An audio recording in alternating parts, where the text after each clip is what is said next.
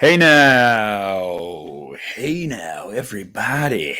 We're back. We're back again 2 days after we did the live debrief.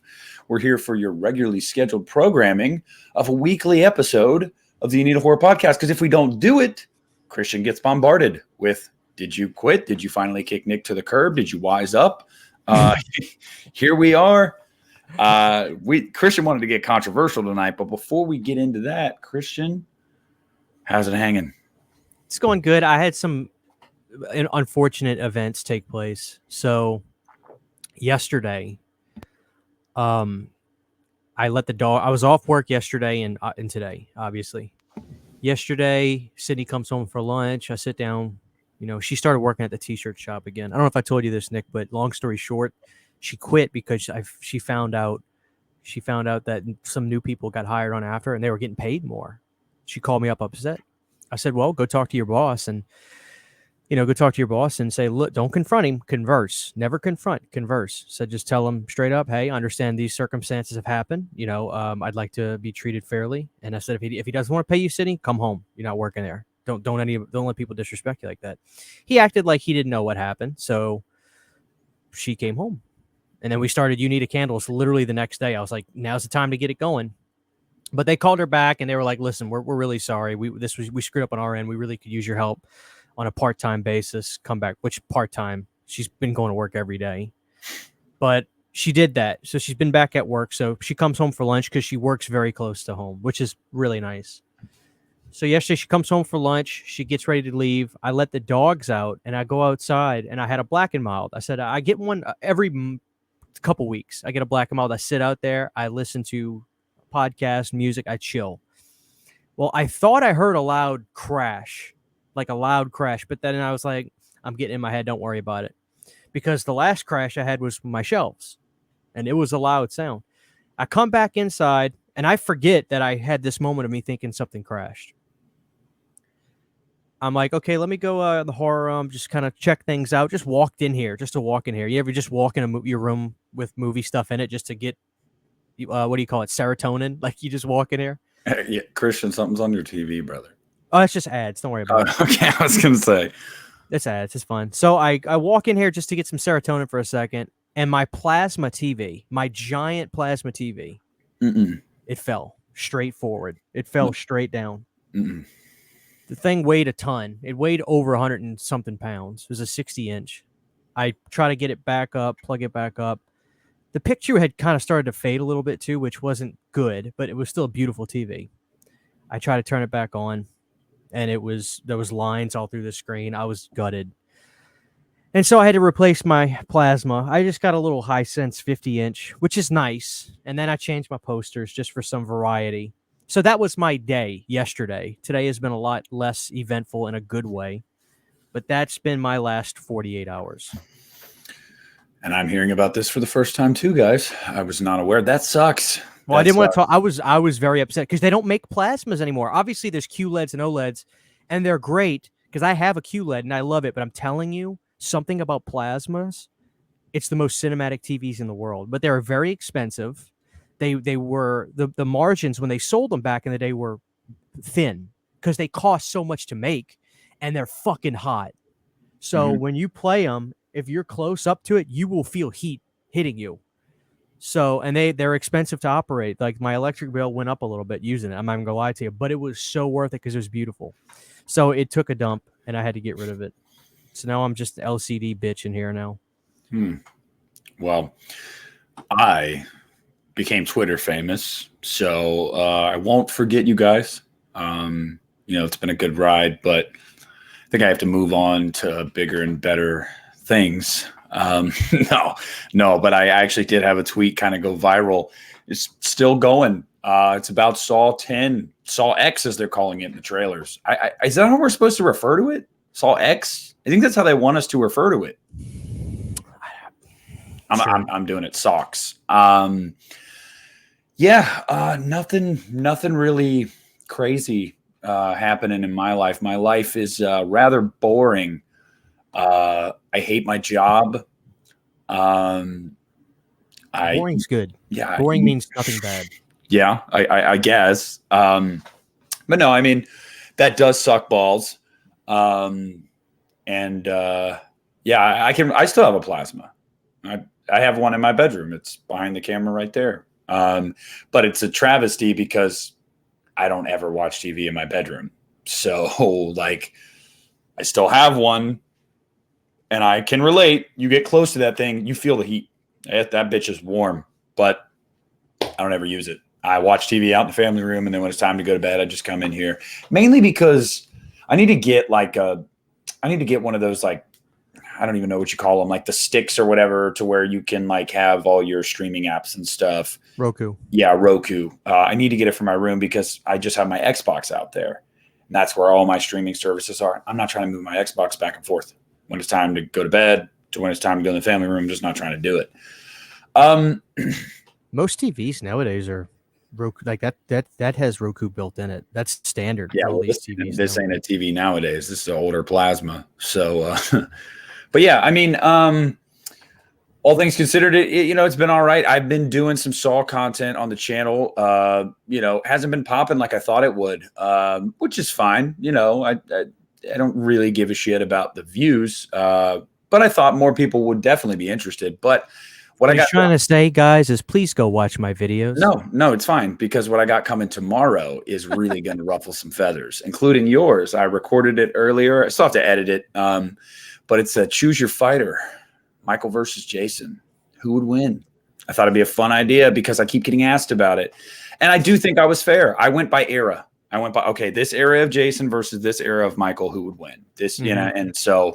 Jason got his wins in there. I actually think he got more wins than Michael. I'm not going to spoil like the final consensus, but I thought it was a fun video to do because I got a message the other day from a listener named Troy, and he asked me about, like, what do you think? Like, and then we talked about it a little bit, I think, on the last episode. And I was like, you know what? I should just break this down era by era, movie by movie, who in which scenario would win and why. So it was fun. I'm excited. Did you go by part 1 versus part 1, part 2 versus part 2? This is how I did it. I did Michael from Halloween 2 and Halloween 4 versus Jason in the first 4. Out of the first 4, those iterations, although the final chapter is definitely the more intense out of those 4, out of that era, who would win? And then the next era was Halloween 5 and 6 versus just Jason Lives. And then it was H2O and Resurrection versus New Blood and Takes Manhattan. Then it was Rob Zombie's Halloween movies versus Jason Goes to Hell and Jason X. And then it was Freddy vs. Jason and Derek Mears, either one, whichever one, that era, the early to late 2000s Jason versus Blumhouse's trilogy. I broke it down in those eras. To me, there would be only one genuine battle that I'd want to see, and that is Remake Jason versus Tyler Maine's Michael Myers. Other than that, I don't know, man, because I really think you can make a really good argument that Halloween Kills version of Michael Myers versus Derek Mears. No. Dude, come on. Tyler Maine was... I'm sorry. James is great, but those movies still are not anywhere... Let's just get the controversy popping. James Hugh Courtney's Myers is still nowhere as brutal as Tyler Maine. Take that Halloween kill scene with the light bulb and the stabbing in the back and just go to Rob Zombie's hospital scene where he takes Ma, that black lady, great actress. Octavia Spencer. Nothing is more disturbing and vicious and violent as that. I don't care, guys. Those guys still don't know how to be as brutal as Rob Zombie. So all you David Gordon Green fanboys can go fuck yourself. So that's what I got to say about but seriously, Remake Jason versus Tyler Maine's Michael, that is a battle. That is a match made in heaven. That is a battle of two disgusting, big, burly son of a bitches. I'd want it specifically to be Remake Jason versus H2's Michael, because I think H2's Michael is just like an animal. It's a fucking professional wrestler. He looks like the Canadian Crippler or something. Like he's just that's actually somebody. Yeah, that was a wrestler. But I'm not gonna I'm not gonna get into details of like I get. I know you're not asking for that, but I just want to say, I do think too often that people completely discount that matchup, which is hilarious because it's like, we've seen Michael at his apex. His apex was H2, 2009, and I think Halloween Kills. I think those were the apex of Michael Myers. What was Jason at his apex? Probably the remake Probably also you can make arguments for Jason Lives. You can make arguments for Takes Manhattan. But like saying that would not in any era be a fair fight, I just can't get behind that, because if we're being totally honest, Freddy versus Jason's not a fair fight if it's in the dream world, or if it's in the real world. It's not a fair fight at all. Like if it's in the real world, Jason wins, hands down. If it's in the dream world, Jason stands no chance. At least Michael and Jason are both in the real world. And it's a shame because of licensing stuff. Look, when you look at Freddy versus Jason, you do have to suspend a certain level of disbelief, even in a cinematic world, because of what you're saying. But the interesting thing about Jason is he never truly got sinister the way Myers did. Or cruel. Cruel is the word I'm looking for.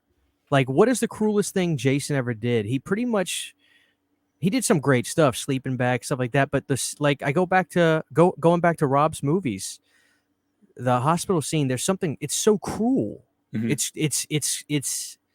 It's truly evil. To coin a phrase, you know. And I said as the difference is Jason was just more like an animal hunting prey. It wasn't personal, whereas Michael was calculated. Like it was like, oh, you're a person that's in my way. I want to kill you. Like, and yeah, the Octavia Spencer's kill in H2 is my favorite kill in the series. Mean. Yes, you'll never. The first time watching that, especially in the theater with the surround sound, the screams, the jump cutting, you're like, dear God, like this is just if you didn't know what you were in for at that point in that movie, you damn sure knew then. Like you knew, like this ain't your daddy's Michael Myers. No. But yeah, so I'm excited to do that. But tonight, Christian texted me. He said, I want some controversy, man. Like because we love these episodes, and these episodes are perfect for a debrief. Stir them up, because there are going to be a lot of comments on here. So we decided, yeah, let's stir the pot. The first inclination was let's do sequels or remakes that are better than the original. And Christian was like, well, we did a remake episode not long ago. What if we just lump it all remakes or sequels? Just later iterations that are better than the original. And I was like, yeah, you know what? That does open up for more possibilities and to piss more people off. Right. So we agreed. And buddy, I know Christian can already think of one off the top of his head that I'm going to say that's going to be blasphemous to so many people. And I can't wait. Yeah, dude, I'm ready. I got the spoon and the shit. I'm ready to stir it. Go ahead. Just say it. No, all right. Starting off the top, can't wait for the first comment about this one. Dr. Sleep, brother. See, you're going to get a few chumps in the comment section like, yay, Nick, you're so right about Dr. Sleep, man. That's great. It's just bullshit. Like, it's a good movie. It really is a good movie. You're not competing with 43 years. You are you and everybody that says that, you are overinflating that movie. Yeah, it's Kubrick. It's great. But it's because of Jack Nicholson that so many people revere that movie for what it is. Absolutely not. Absolutely not. Absolutely not. Absolutely not. Are you kidding me? Everything about that movie, I can sing the music. Yes. Shelley Duvall is, without her, she needs to balance off of Nicholson. Yes. But take Nicholson out of that movie. Is it still an all-timer? You're dealing in hypotheticals. I know I am. He's in the movie. But we have to judge the movie. I know. And what I'm saying is, though, that I think a lot of things about that movie get blinded because, yeah, a lot of the periphery is great in that movie. It's a great movie. It's an all-time movie. But here's my reasoning for it, because I've argued this many times. I know there's going to be many comments that are like, yeah, Christian, you're right. Nick, you're a fucking dumbass. That's fine. I don't care. I've heard it a million times about this movie. Dr. Sleep, for me, the reason I put it above it is simply just because I think that the journey of Danny Torrance is so much more fleshed out than what we get of Jack Torrance. And for good reason, because they get to the Overlook very quickly in the first movie, and you see his descent into madness there, which is kind of the point. But in the book, there was more there. And obviously, you can't do that because you're going to have a 5-hour movie. Totally get it. You got to take a movie for what it is.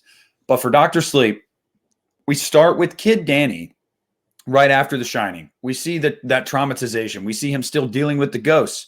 We then see him become a downtrodden alcoholic, basically his dad. Then we see him pull himself out of that and go right back to where it began and then literally become a mirror image of his dad because of the Overlook Hotel, and then does the thing that was in the original Shining book. And the reason that Stephen King says Kubrick is a piece of shit butthole, I don't agree, but Stephen King was so pissed off that he changed his ending that he still will never, ever forgive him for that. Mike Flanagan, that wasn't the end of Dr. Sleep. The book, Mike Flanagan made it the end to make right what Kubrick intentionally omitted, because admittedly he was an auteur. He wanted to put his own touch on something. Yeah, you wrote this book, but I got to put my own touch on it somewhere. Totally get that. Mike Flanagan was like, I'll meet you halfway. I'll give you that ending that you wanted. And I just think the arc for Danny is just awesome. And the best part about Dr. Sleep, Christian, is that you do not get to the Overlook Hotel till the final 30 minutes of the movie, and you don't miss it. You're not sitting there the whole time watching it going, okay, can we get to the Overlook? Like, can we get there? Can we get there? No, you're along for the story they're telling you. And it's just, whether it's Rebecca Ferguson as Rose the Hat, there's so much about the movie that's just awesome. It's fucking awesome. And like, you're asking, I'm splitting hairs here. Like, I really am. And I have to cough. So it's like, but as you could tell, because I keep breathing. Take it down. Okay. But I'm splitting hairs here. I know The Shining is an all-timer movie. I know it is. But I just think that the character work in Dr. Sleep, I think, is just a bit deeper and a bit more fleshed out. And I think that the true testament to the movie is at the end, when you finally get to the Overlook, you don't go, finally, we're here. No, you're like, oh shit. It's like you almost forgot. I remember sitting in the theater and when they, recreate the shots, although they used a lot of the stock footage and just darkened it so it looked like nighttime, but recreating that, knowing where you're going, and then you just hear the Overlook themes. I was like, dude, no. And I showed it to my mom and she loved it. And The Shining is one of her favorite movies ever. And she loved Dr. Sleep. Anytime I bring it up, one of my brothers will say, oh, have you seen Dr. Sleep? My mom will interject and be like, oh, that movie's great. Like, that movie's great. So I think it is splitting hairs. I don't think it's like clearly head and shoulders above The Shining, but I think it's better. And I know that I'll give you this. Because I was waiting for you to say it. If part, and I've heard you say it before, but you didn't say it this time. If part of your argument would have been, well, Stephen King prefers this because he didn't like what Stanley did, I would have bit back at you. I didn't do that because that is subjectivity. The bottom line is this. The dude, he can shit on Stanley Kubrick all he wants. He can. It's bullshit. Look at the movie he directed, Maximum Overdrive. Stephen King, dude, shut the fuck up. I love you, buddy. But are you kidding me? When you write a book that personal, and I know that's one of his most personal books he ever wrote, he's talked about it. Mick Garris has talked about it. He interviewed Stephen King a few years ago, pre-pandemic. I remember listening to it, and he shat on Stanley. When you have somebody take your work and you submit a screenplay, and this guy goes, I don't need your help, buddy. I can do this. And the movie becomes an all-time classic. That's why Stephen King is such a bitch about it. That's why he's such a bitch about it. It's the bottom line. Yeah, that's why I didn't bring it up this time in my argument, because that is pure subjectivity. And let's not pretend like Stephen King has the best judgment. He thinks some of his film adaptations are good, and they're not good. He doesn't like Christine, but he changed his mind on that. He prefers the remake of Firestarter, and I'm like, come on, dude. Yeah, and the thing about King is, it's funny because it is all ego. That's what it is. You're absolutely right. It's totally ego. It's, you took my work, and people almost forget it was written by me because of your movie, right. And so fuck you. That's his whole mindset. And I get it. And nobody sit here in these comments and tell me, well, you didn't grow up with The Shining. Well, Christian didn't fucking grow up with it either. We weren't born then. We grew up watching it on TV, watching it on VHS. It's not a generational thing. I saw The Shining 100 times before Dr. Sleep came out. Like, that's not what it is. I guess it was just, I don't know, it's deeply personal to me. Like, there's a lot of relatability there. I mean, I haven't been like totally open with people on the podcast before, but I have struggled at times in my life with alcoholism and stuff like that. So like seeing those kind of things on screen, especially with an actor I love, Ewan McGregor. I love Ewan McGregor, and I don't know, man. I felt, and Mike Flanagan's a great filmmaker, and I just think that the testament to the movie, like I said, is when you can get back to the Overlook and you recast everybody, because he wanted it to be separate. He didn't want like I respected that decision. Let's just recast everyone. We don't want to do de-aging. We don't want to do all that. I respect. I don't like the de-aging thing either. Yeah. I think it's close. It's very close to doing AI, which is Yes. Yeah, it's knocking on the door of AI. Mm-hmm. But the best scene in that movie is when he's sitting down at the bar talking. And another thing that Mike Flanagan talked about is like, yeah, that is what's his name? Henry Thomas, who's playing Jack Torrance. They're like, well, he doesn't exactly look like him. It's Danny's mental image of his dad. That's another reason why he does look a little bit different, because a lot of that era of that time in Danny's life, he's blocked out intentionally. So it's like a manifestation of his dad, but it's not exactly his dad. But that scene at the bar when he's talking to his version of his dad, and the line that says, I believe he says, man takes a drink, drink takes the man. Like that whole monologue was just like with the whiskey in front of him, knowing that he wants to do it. Like, it's a great movie. I will hear it is a great movie, but it's not better than The Shining. I will accept that most people are not in my camp with this. That's fine. That's so fine. just because you've read the book, correct? Mm-hmm. In the book, Jack Torrance is not a mean guy. He's actually a good dad in the start, right? Yes. This is why Stanley is so fucking brilliant. And this is why he's so brilliant. Jack Nicholson, from the start of the movie, you can tell this guy is on fucking edge. He's about to explode already. So it is a ticking time bomb the second you see this guy talk on screen. And that is so much more special than seeing a guy go to this fucking place that's going to corrupt this man and make him want to kill his family. That it's something I would already think of. But the fact that he turned that on its head and said, this guy already hates his fucking family. He's an alcoholic piece of shit. It is a ticking time bomb. The second you see him on screen, it's brilliant. It's fucking brilliant. That's another The Shining, Stanley Kubrick, to me, it'll never be Stephen King's The Shining. To me, it's always going to be Stanley's movie. Well, it's very different. The ending is completely genius. Different. Dude, that movie is... I think you should separate the two. That is Stanley Kubrick's The Shining, because the ending of The Shining in the book is that the Overlook, like Jack dies in a fiery blaze in the Overlook. The Overlook gets burned down. And that's what they did with Dr. Sleep. They basically had Danny, no pun intended, carry the torch for the original ending. But yeah, there's going to be a lot of movies I mentioned tonight that I think you can objectively say are better. This is not one I can. This is just my opinion. I know it's an unpopular one. Maybe 10% of people in the world think Dr. Sleep is better. I'm one of them. That's fine. That's fine. And here's why. I'll tell you why Stephen King is somewhat of a baby back bitch. In the 90s, him and Mick Garris did their TV movie of The Shining, and they did it Stephen's way, and Mick did what Stephen wanted, and they worked together on it.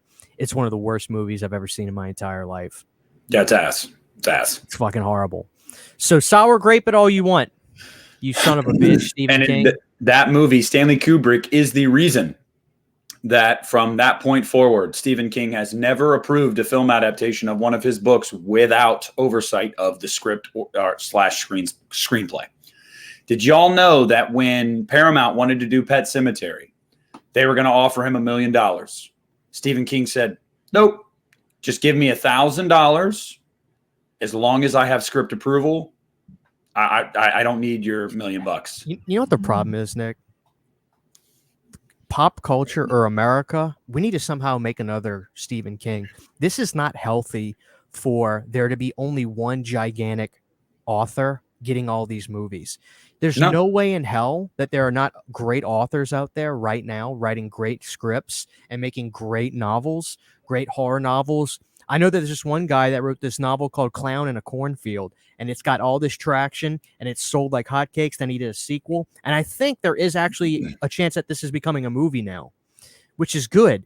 We cannot sensationalize Stephen King stuff for much longer. We have got to they're out there. You know that they're out there, but for some reason, something about Stephen King, he's never been replaced. And it's not that he needs to be replaced, but there needs to be that next person that it's like, holy shit, he grabs America. And we become obsessed with his books. And oh my God, can you wait for this movie? This has to happen. Yeah, this but is Christian, very unhealthy. another reason why it doesn't happen is because nobody reads anymore. It's just the truth. Like, that's true, but make fucking movies of these books. Like, yeah, well, I mean, how many Dean Koontz movies are there? It is his. I mean, no, but it is his son. But Joe Hill's quite a good one too. He's a pretty good writer. It's Stephen's son, but he's a good writer. But I feel bad for Joe because he lives in his dad's shadow. You can be as good as you want. You're living in your dad's shadow. And as much as I don't want to see one of the all-time greats go, I don't want to see Stephen King die. But until he's gone, he has cannibalized the market in that. I mean, he just has. And they'll keep making adaptations of his books, and he'll keep getting wealthier and wealthier because he's a phenomenal writer. But yes, there's many phenomenal writers out there. There has to be. And I wish we as a society pulled ourselves away from screens a little bit more and got back to reading. Because when I was in school, dude, I read. We had to. Much. Yeah. It was required. I don't even know if they do that in school anymore. I don't know. We required reading books. Yep. I don't know. I just hope that happens. You know, my wife reads a lot. I read some. I read a lot of autobiographies, which is not really, I mean, that's not bad. I'm reading. So I learn a lot about people's lives, but I don't read a lot of novels, which I should. I do audiobooks. I was doing Pet Sematary audiobook. I got a few chapters in. I haven't gotten back to it, but I can tell there's a lot of subtle stuff that was completely taken out of the movie. Yeah. Character development, as they say. But like I said, Stephen got script approval on that one.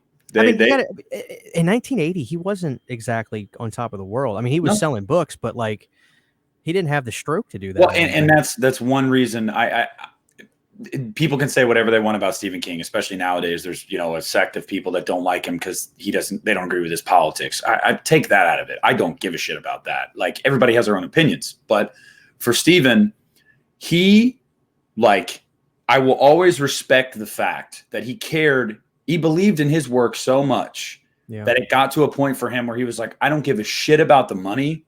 Just let me give the okay on the script. Because Paramount was like, we're going to do it. And here's basically, here's $1 million, sign it away to us and walk away. And he was like, I care about this story way too much. And Pet Sematary is, I think, personally, probably the best film adaptation of Stephen King's work. Like, I mean that. And so many people will say, oh no, it's not. For me, it is.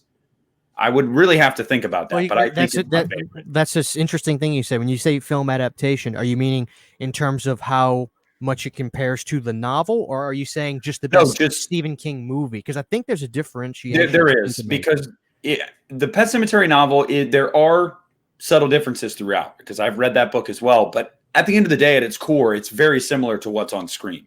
And that is, I think, largely due to Stephen King saying, I want script approval. There's certain things we got to take out. Sure, we can't have this much character development. Some of this stuff's a little too dark, a little too weird for mainstream audiences. Probably budget stuff too. I mean, there's no budget when you're writing a book. No, but having said all that, I just think, and that story was very deeply personal to King. Pet Sematary, just like The Shining, very personal to him. So, and I just feel it on screen. Mary Lambert, she understood the assignment. I think that's a big reason why I know you and I know a lot of people really do have an affinity for Pet Sematary too. But Pet Sematary 2 doesn't have what the first one has. And I think that's why I never really cared much for it, even though it was Lambert again. The first one's a really emotional story that's like centered. And 2 is more just like kind of schlocky, fun. Sure. It's over the top. And I like some movies like that. But I guess for me, it was just too jarring because I was like, the first movie is so deeply personal. But I guess arguing in your defense, how could you ever replicate that? That's what I'm saying too. It's like she did that movie. Mm-hmm. Being an Elm Street fan, there's many shades of gray, brother. No, I know. So it's the '90s Pet Sematary film. I like it, but is it as good as one? Get the fuck out of here. Of course not. You know, that's one is about as legitimate as any kind of horror film you could think of. I watched it last year for the first time in a couple years, and I actually like really struggled to watch it. It was really, really hard. Because Gage looks like my kid, like he super blonde hair, like vivacious, full of energy. Like watching that movie, I was like, fuck. Like It's parents' fault. Fucking idiots.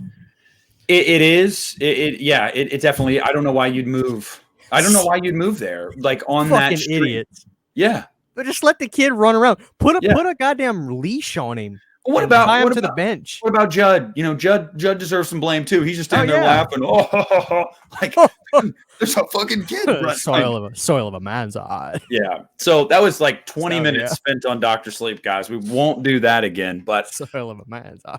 I am aware that I am in the minority, and I wear that proudly. Christian, this show is not sponsored by Mountain Dew Baja Blast. You go, brother. Or Ghost. All right. Let me see. Superior horror remakes and sequels. I'll tell you what I don't think is no. Let me stay on track. Yeah. Superior horror remakes. There's probably some really obvious ones, but I'm trying to think of one that might be a little bit like, oh, really? Oh, My Bloody Valentine. I swear to God, I watched it again because I thought we were going to do a podcast on it, and we've been trying to do some different kind of stuff lately, which is cool. But I was like, I'm just going to watch this because when I did, what am I trying to say? When I decided we weren't going to do it right now, I was like, fuck it, I'm going to watch it again. Dude, there's no comparison to me. I love the original. Jensen Ackles, I love him so much. Becoming a big Supernatural fan may give me a little bit of what do you call it? Bias, but not really. There's really not much bias. And for the people that are like, fuck you, Christian, no, fuck you, because My Bloody Valentine, the remake, is way more fun and entertaining. That 80s original is great, but the remake will have you laughing your fucking ass off. It's got energy like nobody's business. You get to see Todd Farmer fuck a prostitute in a motel, and then they run outside naked. There's no comparison. Tom Atkins is in it. The remake, and for the people that I think a lot of people are going to be disagreeing with me, but they probably haven't seen it in a while. I assure you, go back and watch the remake of My Bloody Valentine. It is fucking hysterical. The suspense scenes are great. When Jensen is in the grocery store at 2/3 part of the film chasing the girls, it's done so well. So Lucier and Farmer absolutely killed it. I think it's the best thing those two guys ever did together. And it makes me really bummed out because if we would have got Halloween 3D with that kind of tone, it would have been the best Halloween movie ever fucking made. Because those guys knew how to make stuff energetic. They didn't take themselves seriously, but they took the horror seriously. They were a match made in heaven looking back. That moment defines that time frame for me, the late 2000s, where it's action-packed, it's gory as fuck, and you have a good time. That's missing in horror today. I need movies back like that, quite frankly. So the remake of My Bloody Valentine, I will not hear any argument. It is clearly better than the original. Yeah, dude. Not only do I agree with you, it's funny though, because for me, I've told you this before. I would have loved to see the Halloween 3D as well.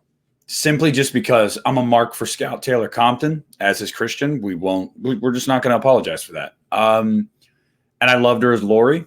And so I would have loved to seen her back. But dude, I've told you before that there was a line in the script of Halloween 3D that was so Todd Farmer. And it was literally just like about a doctor that walks in at the mental institution. And it's like the observer says, she walks in and she's fucking hot. And I'm like, this is Todd Farmer. Like, yes, like I wanted to see that movie so bad.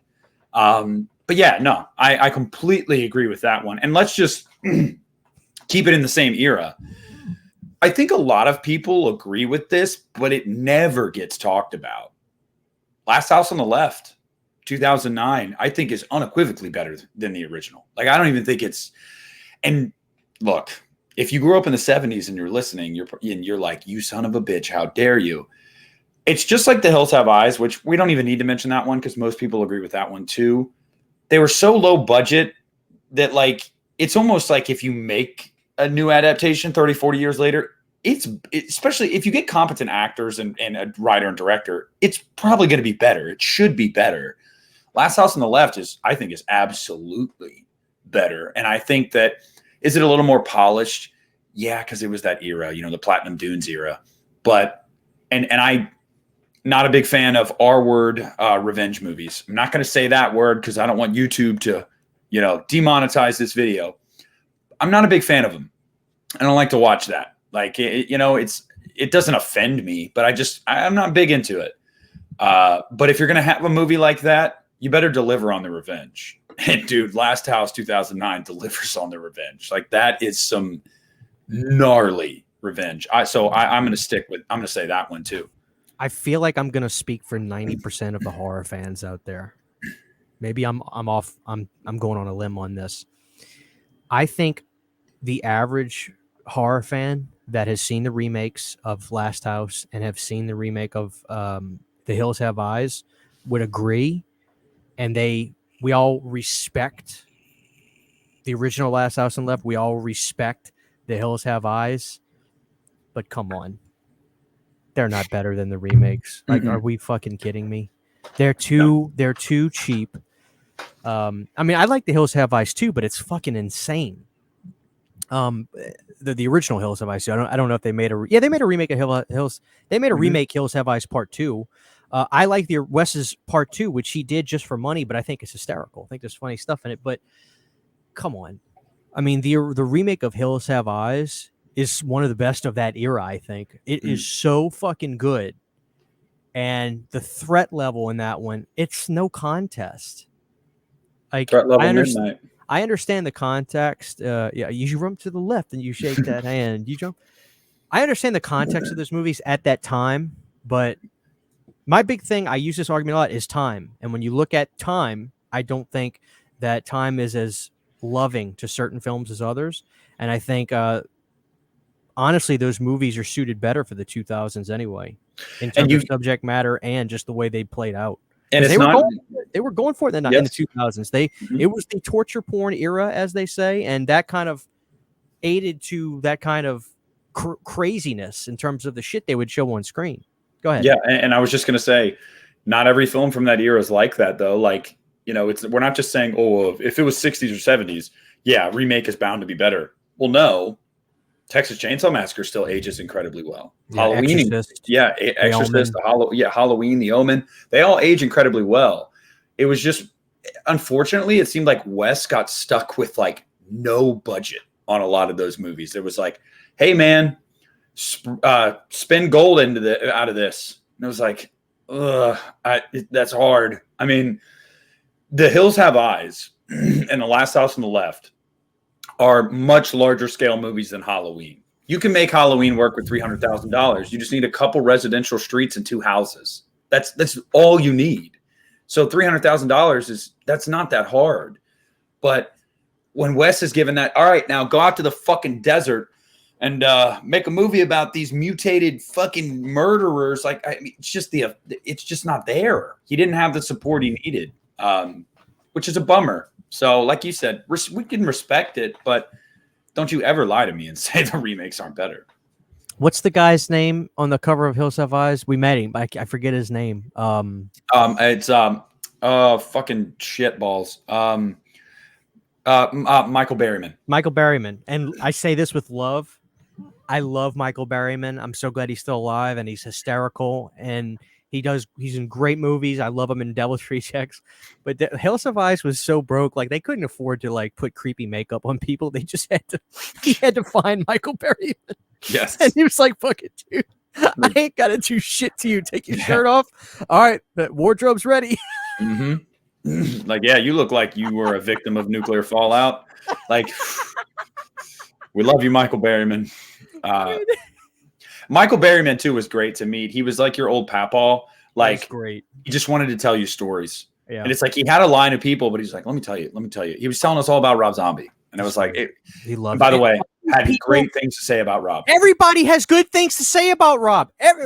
Remember that video Sean Clark did where he found like the master tape of those Halloween interviews. Mhm. First of all, I love the fact, and Sean explained how he basically asked a lot of the same questions to these people on purpose because that was what his job was. But I love the fact that McDowell not only said he loved Rob Zombie, but he was the only one that was really honest. He's like, no, you the reshoots for the Halloween film. What did you think about that? Oh, Scout Taylor Compton's like, oh, the ending is great, blah blah blah. Malcolm McDowell is the only one that's like, what about the reshoots, Malcolm? I don't like it. Mhm. Just let the directors, if they got a vision, just shoot the shit. Like he's the only one that like did not give a fuck. But he's bulletproof. What are you gonna say to Malcolm McDowell? But yeah, everybody, all these actors, they love Rob. It makes me feel so bad for this guy. He has a target on his back from every Halloween fan in the world, Yep. damn near. And But now it's all these David actors, Gordon Green. They both touched Halloween. They'll never ever be able to live that down. Look, people are going to make new Halloween movies, guys. Get the fuck over it. Leave these people alone. Dude, you're still trashing Rob Zombie damn near 20 years later. Let it go. I do think that the Blumhouse movies have opened some people up to Rob's movies. 100%, especially Halloween 2. And I've seen a lot of takes recently that are like, you know what? This movie's just so weird and different, but like I kind of dig it. Like I literally saw a tweet the other day that was like, I don't know if this says something about me. Like, am I insane? But I'm actually starting to like this movie. And I'm like, no, you're coming to sanity. That's what's happening, not the inverse. It's like for a lot of the complaints people have. It's just like, you know what? I wish they would have done something different with Halloween. Well, guess what? His name is Rob Zombie. Mm-hmm. Yep, he did something different. People are like, well, I can't stand the F word every other word. Man, fucking get over it. I mean, it's a word. Dear God, like. Don't worry, guys. I'm gonna make a skullfuck free edition of Rob Zombie's Halloween. No, we need to make a Uneeda shirt. That's the Uneeda Horror Podcast logo, and it says "Listener will skull fuck the shit out of you." And who's gonna wear that in public? Oh, dude, I'd wear it. Are you kidding me? Yeah, no. All right, so yeah, give me another. Valentine. Give me another pick of yours. Let me just throw out some obvious ones. No secret. I think Elm Street 2 is the greatest Nightmare on Elm Street film. Period. I understand that three is clearly the fan favorite, and for good reason. But I think 4 is actually starting to spread its wings with the fan base a little bit, and a lot of people are like, you know what, 4 is the special effects one, which I feel it. Soundtrack's better for 4 too, but people just yell Doc and okay, what other songs are on that soundtrack? Yeah, 4 has an amazing soundtrack, but 2's got its fans for sure. I don't know if it's the fan favorite or what people say. It seems like it's either high on people's lists or low on people's lists. And they're all homophobes. Kidding, That's obviously. Right. But no, I love 2. Let's see. Other I'm trying to think. Is this tough? I mean, we if you want to say something obvious, almost no one says Friday the 13th is the best Friday movie. Whether you say 2, 3, 4, 6, almost no one says it's the first one. You know what I think the fan favorite is? Like what people say the best one is overall. I either think it's 4 or it's 2. Yeah. Or it's 6. Yep. Maybe 2 or 4 more than anything. I see people that love 6, but it seems like 2 and 4 are like the biggest ones. It was 2 for me for the longest time, but recently, a couple years ago, I was like, dude, I think it's 3. And I didn't know how unpopular that was to say that it was 3. Cause like, I remember when I did like a legitimate ranking video of it for the first time, a little over a year ago, so many comments like, wow, 3's number 1 for you. I was like, God damn, I didn't know it was that taboo. Shit. Yeah, it's my favorite. But I mean, I think unpopular opinion, not only do we both agree that the original Friday is not the best Friday the 13th movie, dude, I don't even think it's that great. I really don't. I vehemently disagree with you. I know you do, but I don't. I just don't see it. I think that a lot of that movie's boring. What's your complaints with Friday the 13th? Let's break this down. Okay, well, on the macro, just like looking at it as a whole, Friday the 13th, the original, isn't Friday the 13th because Friday the 13th didn't become what Friday the 13th is and didn't hit its stride and know what it had until the final frame of the first movie. So in that sense, now that's not the first movie's fault, but I'm just saying when you think about Friday the 13th, you don't think too much about, you think maybe certain scenes in that movie, but like Think about Jason. You think about The Mask or even Sackhead Jason. You're not really thinking about that first movie. But again, you can't really hold that against the first movie. It was the stepping stone for the other ones. Okay, whatever. Having said that, though, dude, I do think at times it's a bore. Like I really, really do. And I absolutely positively love Mrs. Voorhees. I do. And I love that whole ending sequence, or the third act really entirely. From when she shows up in the Jeep in the rain, I'm like, oh, this is great. But a lot of it's boring. I just think it's kind of boring. Okay, well, I can't try to argue with you if you just say that, because if you think it's boring, I get that. That's not something I can argue with. So we'll just have to move on. Yeah, I mean, if you were gonna said something, I would have tried to fuck with you. No, I know. Because if you'd have been like, "There's not that many kills," I would have been like, "Well, how many kills are in Halloween?" No, yeah, exactly, and that's what some people might say. Well, Dude, listen to me. I'll just say this. I felt like what you just said for a long time, and I'm telling you this right now.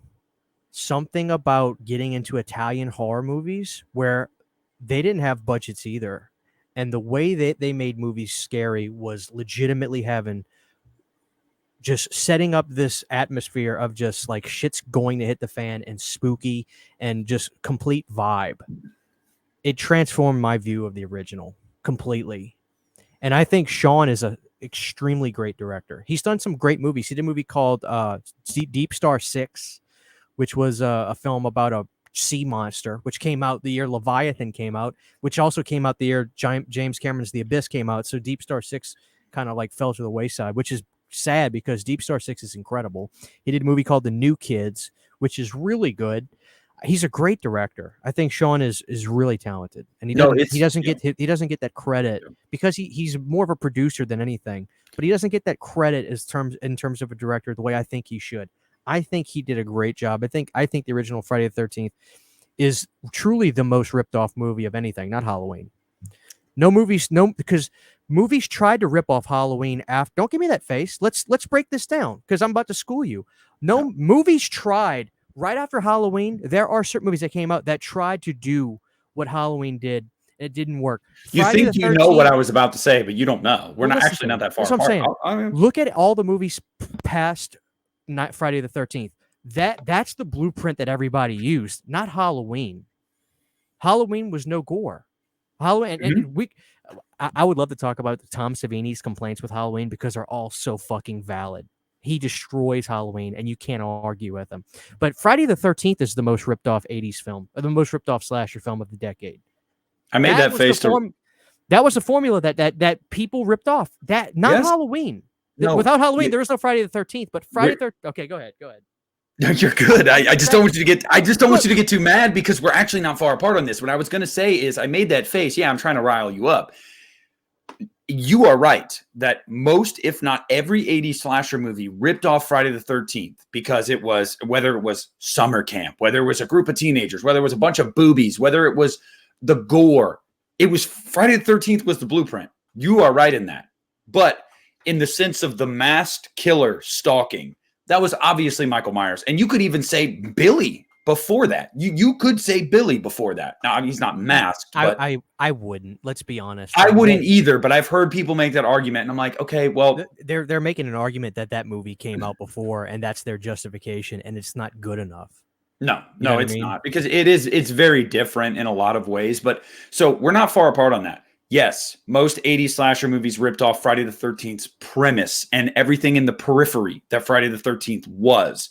But they all ripped off we need to have this masked killer or this killer that stalks people for no apparent reason. And that was Halloween. 1,000,000%. This is what I'm getting at, though. And I agree. And literally, I hate when people say, "Oh, without this, you would have had that." I mean, okay, Back to the Future, I get that. But the blueprint of what the 80s slasher became happened. When Friday the 13th did what it did, that's the legitimate blueprint, step by step. It's what made Halloween 2 what Halloween 2 became. They were like, we got to up the gore. That's what I'm saying. Yeah. So that's why I say, in terms of numbers, not Friday the 13th is the most ripped off, not Halloween. But Halloween, because no movie is like, I mean, there are slashers that probably try to be like that, but they failed. There Yeah, were because I did a bunch of research of movies that literally came out in 79 and early 80. Nobody talks about those. They're not popular. I'm telling you, I could pull up the list, but I don't want to do it right now. But I'm telling people, Friday the 13th is the most ripped off 80s slasher film. yeah, because Halloween is almost an enigma. It's like a tasteful slasher movie, which Because you of the music, dude. And if you had shitty well, music it's in that not, but movie, it's not even just that, man. I mean, like, dude, even the sex scene you get like a half a second of nipple. have Like, it it's barely in frame too. yes, You almost want to be like this, like look up. yeah, and I did that as a teenager. But like, it's one of those things where it's like it is legitimately a tasteful slasher movie where there's like no blood, hardly any kills, slow burn. And I was going to say that earlier when we were talking about the first Friday, people would go, well, a lot of people would say Halloween's boring. I guess to me, I was in suspense that entire time of what was going to happen. I felt like Carpenter, whether it was the music, whether it was the direction of it, or whether just being more invested in the characters, because let's be honest, Friday is not a series known for investing in characters. So I think that's a difference there where I was never bored with Halloween because I felt like that threat was ever present. And the threat is present in Friday the 13th, but it's like, you don't give a shit about these kids. Like, and you kind of don't even know what's going on. You're like, is this Jason guy? That doesn't make sense. Like the first time you watch it, and then when it's Mrs. Voorhees, you're like, oh no shit. Like, but at the end of the day, I agree with you. Like on the macro, yes. Like Halloween 2 became what Halloween 2 was against everybody's wishes because Mustafa was like, more blood, more blood. Like that's what he wanted. He wanted, and I was doing an impersonation of Greg Nicotero impersonating Mustafa Akkad, by the way, guys. He said that about Halloween 4. But that's how Mustafa was. Oh, shit. This Friday the 13th movie came out, made a bunch of money. What'd they do? They had nice boobs and a lot of gore. All right, Pamela Susan Shoop, getting out hot tub or that therapy tub or whatever the fuck it is. And we got to go back and reshoot some stuff and thank add God. more gore. I love that. I Yes. love the fact that Halloween 2 has gore to it. Yeah, and Pamela Susan Shoop, maybe the greatest wreck in Halloween that you actually see. It would have been Kathleen Kinmont in Halloween 4, but they teased us. God, she had some big ass titties. Yes, she did. Yeah, Pamela had some good ones. Yeah. Yeah. Sure as shit ain't Beth from Halloween 6. Fuck no. She's got bee stings, brother. Yeah, I know. Oh, man. I might as well. You know what? We didn't need it. Oh man. Okay, so you don't think Friday the 13th is that great? That's fair. No, I didn't say that. I understand its place in the pantheon of horror. No, but don't. But I do think it's I do think the first half of the movie's kind of boring, and I also do think that it is unequivocally not the greatest Friday movie. Even if you love it, it's not the greatest Friday movie. It's just not. You wouldn't even argue that, and you love it, but yours is Final Chapter, right? Final Chapter is one of the best slasher films ever made. Because I think I would take a little bit of umbrage when you said it's Friday the 13th is not known for making characters. I mean, I think some there's writers, a few exceptions, but throughout the franchise, where are your Rachel Carruthers? Where are your Laurie Strodes? Where that's subjective because you and me both think Rachel Carruthers is boring as fuck. And that's I know, but I'm saying a lot of people revere her. Like, and I think Tina. What are you revering, people? I know she's milquetoast as fuck, but then I mean, you even look at Nightmare, dude. Like Alice, like there's a lot of characters in a lot of these franchises that you latch on to, and then die. Come back movie to movie. That's also a thing in Friday. You don't really get returning characters because they all die, so you can't get attached to them. No, you can't. You can't. It's difficult, and then that's really subjective too because it's like how people, like I said, we think Rachel is mid. Is that what they say nowadays? Yeah, that's what the kids are saying. Mid. Give me Tina over Rachel all day. Honestly, I know we got to talk about some movies. We're knocking on an hour, so we'll get to it. But like honestly, it really pisses me off how people shit on Tina all the time. It's like, let's be honest. And I say this to whoever's listening, you're probably slightly annoying too. Mm-hmm. I mean, so I know I am. I'm exhausting. She has personality, and this is the thing that's weird to me. Oh, I fucking can't stand her in the movie. Why does that mean you have to not like the movie though? Like, there's a ton of movies where I watch where the character is doing bad things or they're saying stuff I don't agree with or that annoy me in a way. There's a line of course, and that's Babadook, where the character of the kid screams so much it physically gives me a headache. But for somebody to have a personality that you wouldn't jive with, why does that mean that the movie's bad? Why does that mean you don't like it? Why is it that when people say I didn't like any of the characters, why do you have to like the characters of the movie to like the film? Can you not get absorbed in the story and the arc of everything? Why do you have to say, okay, I like this person. I like this movie. I'm invested now. What does that mean? I never understand this argument. You know what I'm saying? Well, Like, I hear yes, this and all the time. I don't understand it. You you know what I'm can saying? still. I can meet you halfway. You can still enjoy a movie for everything else it does well. You absolutely can. But I think that for a movie to be an all-timer, for a movie to really have staying power for you, in to really affect you, I think you do have to be invested in at least one character, and I think that it's integral to the story. If this A story is only as good as its protagonists or antagonists, like it just is, and I think that's just filmmaking 101. Now, you can say, well, I didn't like anybody, so it's a terrible movie. That doesn't mean it's terrible. If I had a movie that had great kills, great action, great set pieces, great music, but I didn't like the characters, you could still say it was average. It wasn't terrible. It was fine, whatever. But it's never going to be one of those 4.5, 5-star movies on Letterboxd for you. And that's fair. So I can meet you halfway there. But yeah, the people that, oh, Halloween 5, I just didn't like Tina. So fuck that movie. It's like, yeah, dude, I'm sorry, but I just don't understand how anybody can prefer Rachel to Tina, because what, Rachel's a little more even keeled. The girl that didn't want to take the orphan out on Halloween, the first time we fucking meet her, we all like her all of a sudden, but Tina just wants to show her titties and get drunk, and we all hate Tina. Fuck you. You'd all rather hang out with Tina than fucking Rachel. I know I would. Yeah. Oh, yeah. Let me give you an example. Because I hate to just talk and say stuff and not back up what I'm saying. The Guest was a movie that came out right about the pandemic time. Have you seen The Guest? Fuck yeah, I have. Okay. The biggest thing I heard people saying, I fucking hate all these people. Fuck this movie. Okay, you've got two people that are cheating. You've got a drug addict boyfriend who's an Uber Eats guy. That's not a slight. I mean, I have a ton of friends that work for Uber Eats and they make great money. But my fact of the matter is that's what he's doing. I'm just describing these characters. And then you've got this girlfriend who's uptight as fuck. Do I like any of these people? Probably not. But do I care about the situations that these people are in and the shit that's about to happen? You're goddamn right. I'm a fly on the wall watching this. I'm not in the movie with these people having to stay at the Airbnb. So I'm thinking to myself, what fucking planet am I living on where everybody's saying this? I don't like any of these people. Fuck this. I don't understand it. Why do you have to like these people to like not being... Do you understand what I'm saying? Like, This is the shit I dealt with when this movie came out, and I was just like, I'm in the twilight zone. I don't understand this concept that people have. And again, I think it's just sometimes I really think it's the same thing as, the character development was not great in this movie. When people like, it's the same thing because it's regurgitated. I didn't like any of these people in the film. Here's the thing about that type of movie. If you know that you have thinly written characters that aren't really integral to the movie as a whole, that's fine. Lean into that, though. Don't try to sell me a steak when you know it's a turd. Do not do that. If you are like, okay, people are coming to this movie for this, not this, at least lean into that.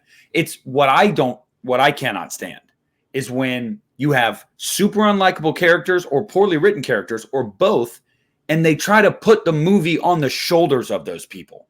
It's like, dude, if you want to give me shitty characters, you can give me shitty characters so long as everything else works. But if you are here going, you're going to follow these people, you're going to like them, you're going to be invested in them, we're going to put the movie on their shoulders, it absolutely clouds your view. It does, because it's like, you didn't lean into the other shit that was actually good. You continued to try to lean into this shit that was not fucking good. Because you thought dude, The Babadook. The Babadook is a perfect example. Fuck that movie. The symbolism and metaphors that movie is trying to like tell the audience of. The actual movie at its core, very interesting. But they missed the fucking boat because they were like, the mom and the kid, we're going to put the movie on their shoulders. Not the deep shit we're trying to tell you about. No. We're going to put it on their shoulders. A movie like Hereditary works like that because Toni Collette's fucking incredible in that movie. You do it for the Babadook? Fuck no. No. No. Dude, I Done. fucking hate that movie so Yeah, much. it's fucking sucks, man. It's so bad. And I'll never and it's on so many people's top 25 horror movies of all time lists. And I'm like, you suck. You have no. That's on my top 20 movies I want to burn every single DVD of. Yes. I mean, it's just, but so that's where I'm at with that. Like, do not put the movie on the shoulders of people that can't carry it. If you are a filmmaker that knows jack shit, you can see in your first fucking day of filming, these people can't, I don't know about this. Maybe we should lean into the other stuff, kind of take the attention away. But if you're like, nah, man, this is it. Don't be surprised when people are like, fuck that movie. Like if Hereditary had like I keep going to Hereditary because it's one of those, or like it's a gold standard of our or generation. look at Get Out. That movie rests on the shoulders of Daniel Kaluuya, and he's fucking awesome in that movie. Like if you want to put the movie on the shoulders of someone, they either need to be well written or giving a badass performance. You can't have neither. And then go, if Halloween 5 rested on the shoulders of Tina, I'd understand. I totally would. If it was like Tina's carrying this movie, she's not fucking carrying it. She's just a teenage girl in it, caught up in it. It's not her fucking movie. Like, to not like the movie because of Tina, fuck you. You suck. I'm sorry. I just don't know what else to say. Like, you suck. You suck. I hate you.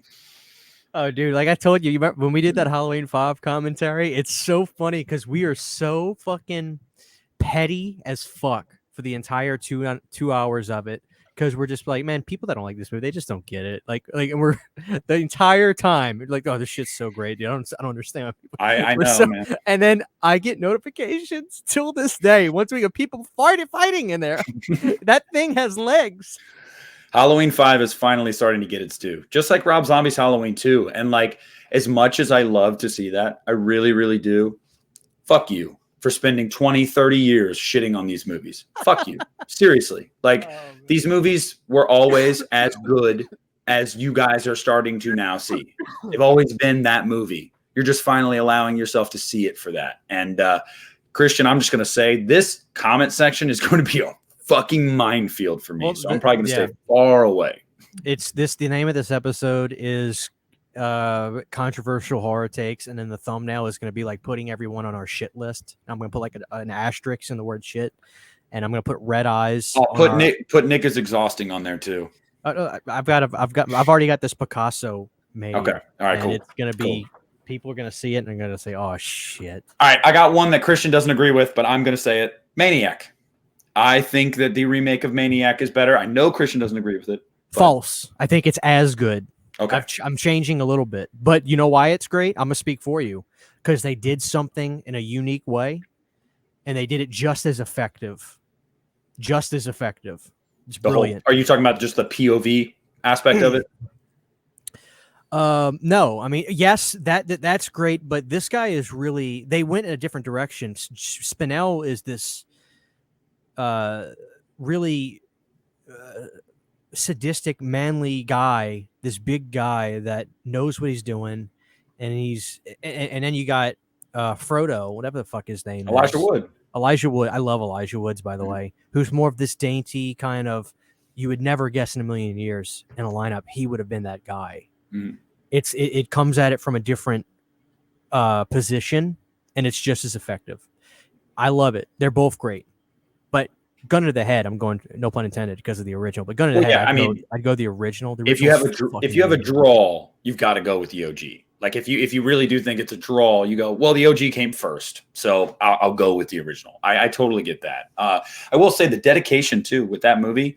Did you know that they didn't need Elijah Wood on set every day since it was POV? They were willing to do a stand-in for the hands and everything. Nope, it was him the whole time. He didn't even have to be there for all of that. He's the man. He wanted to be there. He wanted to be his hands, his mannerisms. Like, it's just, awesome. If his team, because he has a production company, right? Yep. Yeah, they were trying to go after Nightmare.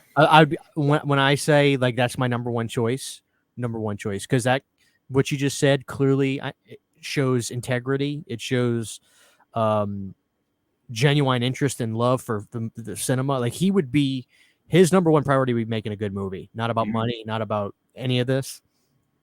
That's the number one team I'd want to be involved in making it. I totally trust Elijah Wood and hire Mike Flanagan as director.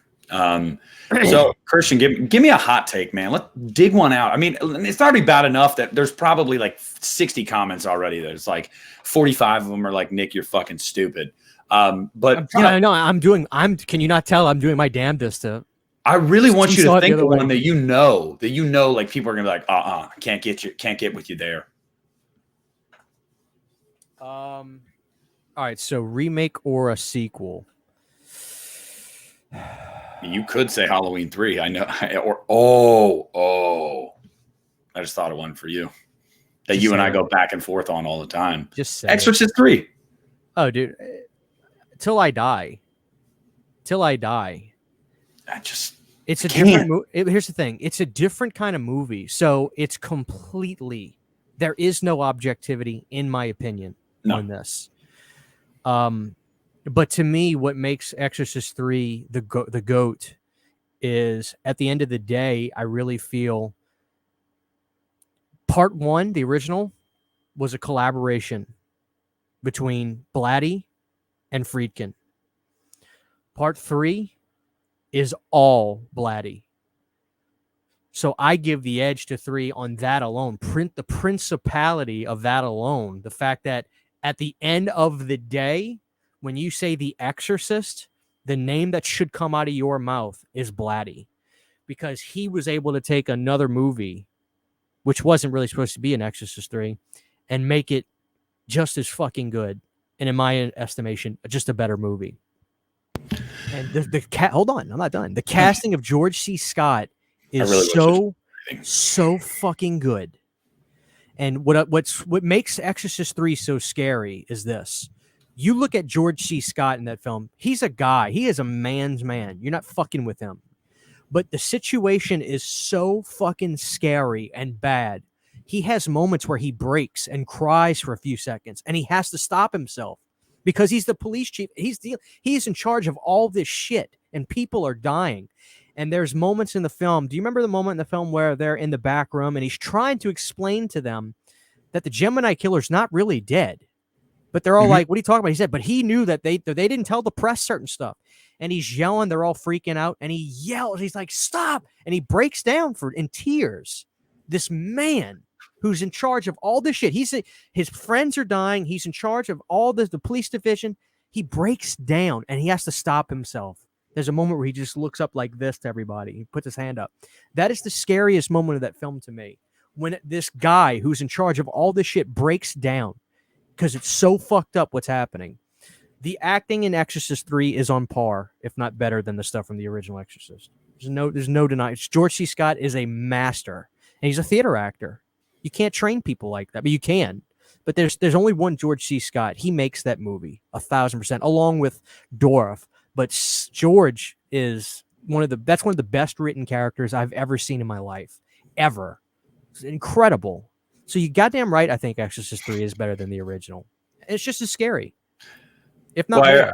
I appreciate that you said that there's no objectivity with this, because I'll agree with you there. They're completely different movies. I think the reason that I go with Exorcist is just because, as the first horror movie I remember seeing, like it was like I told a story when I did a video on the movie the day Friedkin passed away, and the story that I told is, it was like the Passion of the Christ for me growing up. Like, it was an R-rated movie, but growing up in a religious household, it was like a rite of passage. Like, even at a young age, my mom was like, you need to watch this. And so it's the first horror movie I remember seeing, and just like, being a little kid and believing in all of those things and being raised that way is like, it's like earth shaking. Like, it's just thinking about that, like, oh my God, this can really happen. Like, at the time as a little kid, and like, it's just, that movie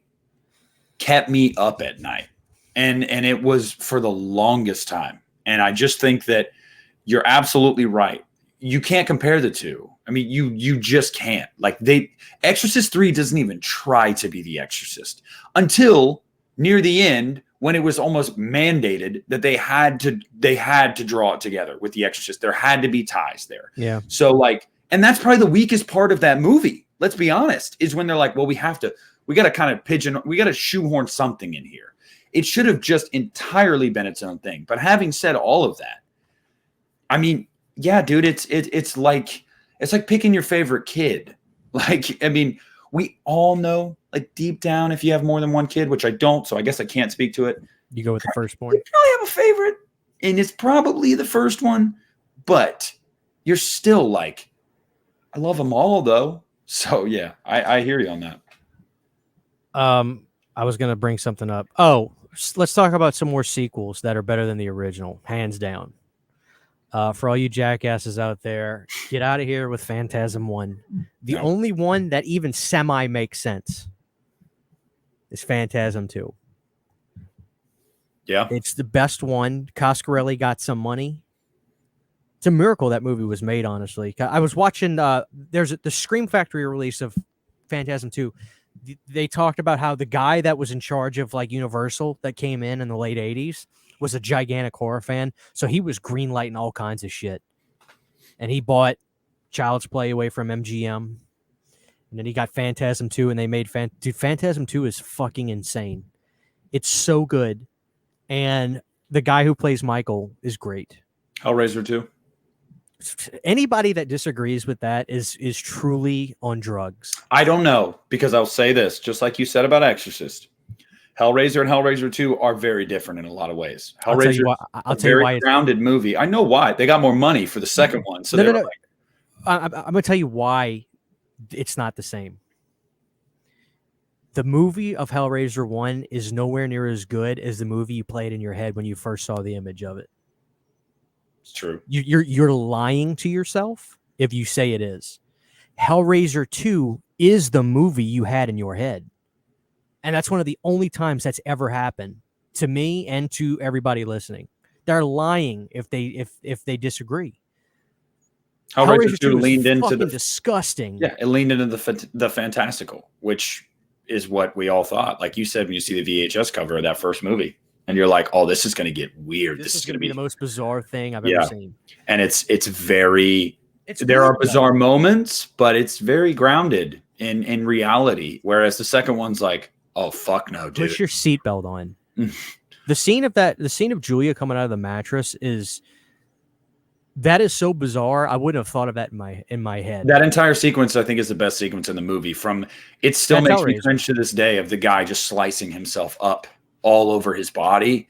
Like, it's disgusting. Like, and then the shot of Julia dragging on the ground, the two bodies, dude, and he wraps her up like a mummy and fucking makes out with her. I'm like, it's uncomfortable. It's so uncomfortable. So gross. But yeah, Hellbound. I think Hellbound is what Clive Barker. I just think that's. I wish Clive would have directed it. I mean, Tony Randall was great, and he made my favorite Hellraiser movie. So, like, no disrespect, but like, man, Clive deserved that win. He deserved that win because Clive saw that movie for the first time and was like, "Oh fuck yeah!" Like, that is just that's his world, man. That was so fucking good. That movie's incredible. Paranormal Activity 3. Yes. Saw 3. Child's Play 2. Now, Christian doesn't agree. I say Child's Play 2. I wouldn't fight that though. I really wouldn't. I've decided not to go back and forth anymore. But dude, fucking Child's Play 2 is great. Mm-hmm. There's so much shit, dude. It's hard to think of some of it. Let's talk about shitty remakes just for a second, because the name of this episode is not it's not good and bad horror remakes, because we've completely one of the shittiest remakes I've ever seen in my life comes from one of the most classic horror films ever, and that movie is called Poltergeist. Oh, dude, it's trash. Oh, it's so bad, man. It's fucking terrible. And dude, the worst part about it, they don't even try to do like the poster art's trash too. Yeah, and they don't even really try to do like anything different or imaginative. It's almost like copy paste. Like, it's just like, but it's all lesser than, because you got football fantasy going on over there, Nick, or what? No, I'm following the Reds game. Okay, no, that's cool. But what's the score? 1-0. They literally just gave up a fucking run. They're a half game out of the wild card spot, so they need to be winning games. And it's a doubleheader today. They won the first game, but they just gave up a run. But it's early. But they're down 1-0. I'm gonna try to watch some more baseball this year. I'm a big baseball fan, but I always just look up scores after the fact. I never watch any games. It's fun to watch. I will never agree with anybody that says it's boring. It's really. I love baseball. You know what's great about baseball is at any given moment you can get that. Oh yeah. There's a dinger, you know. Bam. But I mean, yeah, for me.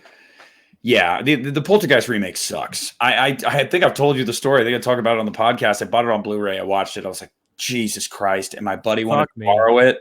And I let him borrow it and never took it back. And I'll never buy it again. I will. It's just, it's such a fucking pointless remake. Like, at least if you're going to remake, do something different. Nope. It's like Psycho. But that's not a controversial take. You can say you like Psycho 98. Like you can, but it's literally Psycho light. Like that's all it is. It's just Psycho light. And yeah. What about the Candyman remake? I mean, well, that's a requel. It's technically a sequel. So, but I mean, you want my opinion on that? I think that movie's second best in the series. I personally, it's not a super high bar. I know people have an affinity for Farewell to the Flesh, and I do like Farewell to the Flesh. But it's pretty good. I do think that Candyman 2021 is the second best. Nothing's ever going to touch that original. But it was just the third act was too rushed. I wish Universal would have given Nia DaCosta more time to flesh out that third act. Because they were telling a great story. And don't even sit here and try to tell me that when you saw Vanessa Williams on screen talking to Anthony and how emotional that scene is and how great she still looks 30 years later. She looks fantastic. That shit was awesome. And like they bring the beats from Philip Glass's score. Like there's just so much. And it really did something that a lot of these requels don't do.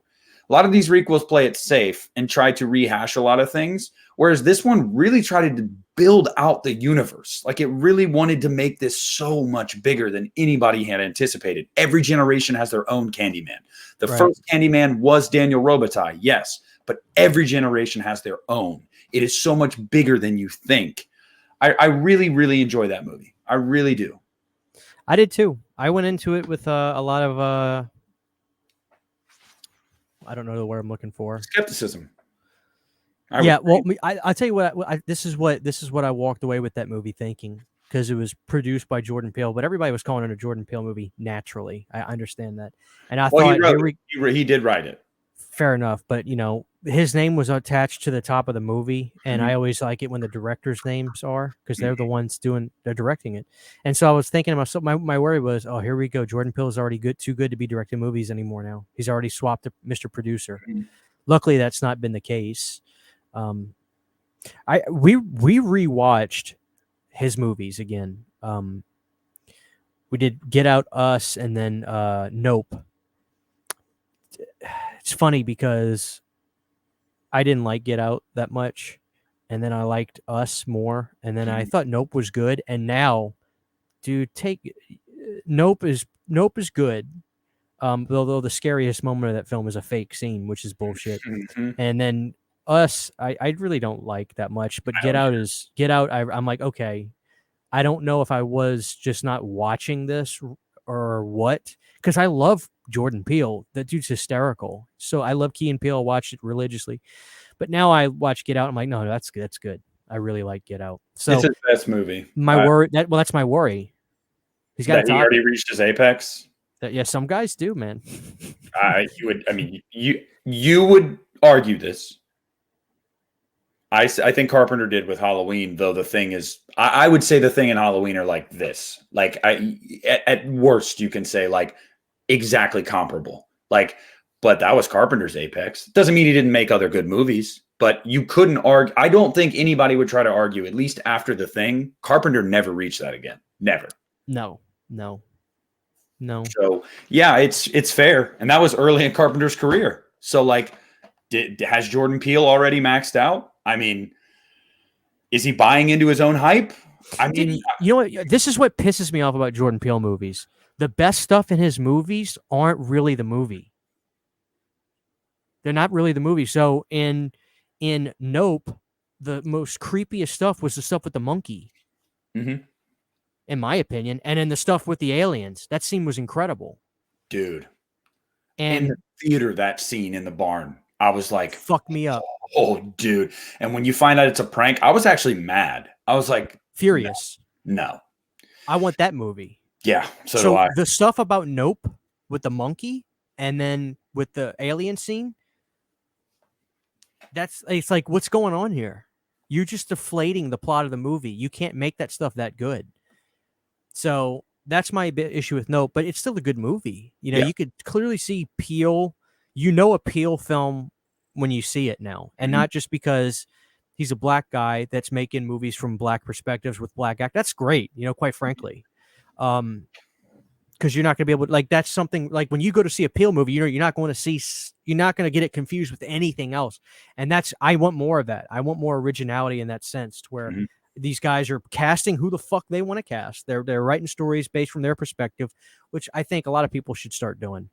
I don't know that we have a lot of that anymore. Not because there's not talented people, just because of the studios. Like, how do we make everybody want to come see this movie? It's fucking studio overreach. It's a huge problem right now. Well, But we need people like Peele that have that kind of power where they aren't controlled. yeah, That's what we need. see, man, that's I want to ask you that question on that same topic. If Jordan Peele had directed Candyman, do you think that third act would have been as rushed? No. No way. No way. There is no way you could convince me that Universal showed Nia DaCosta the same respect they would have Jordan Peele. There's no way you could convince me of that, because all of Peele's movies are like 2 hours long.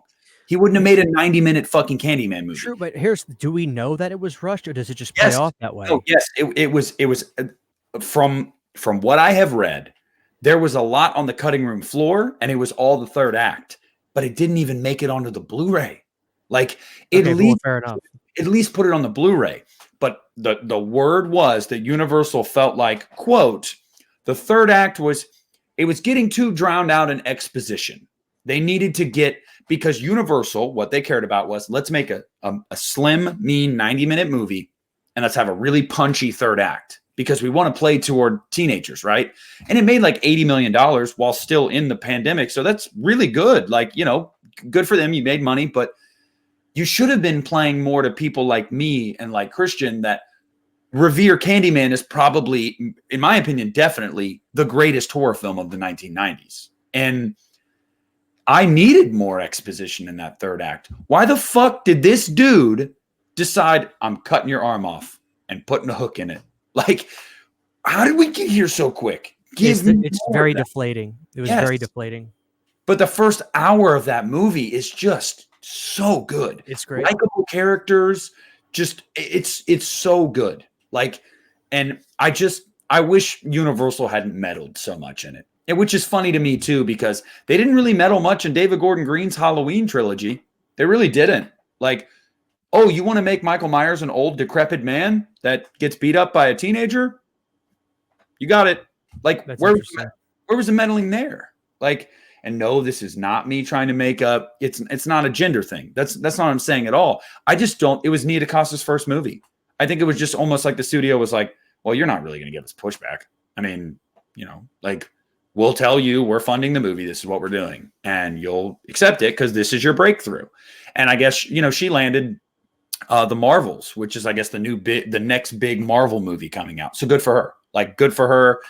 She got her foot in the door. But I know if you asked DaCosta, if you asked Peele, if you asked anybody that was involved in that movie, they would tell you, yeah, man, I really wish we could have given the third act that we had envisioned, because it is too rushed.